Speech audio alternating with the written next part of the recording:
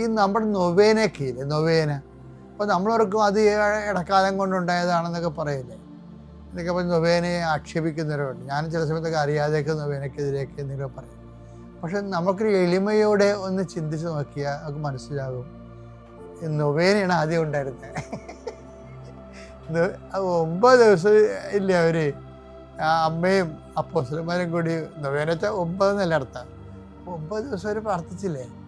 നടപടി പുസ്തകം 1:14. ഇവർ ഏകമനസ്സോടെ യേശുവിന്റെ അമ്മയായ മറിയത്തോടും മറ്റ് സ്ത്രീകളോടും അവന്റെ സഹോദരോടുമൊപ്പം പ്രാർത്ഥനയിൽ മുഴുകിയിരുന്നു.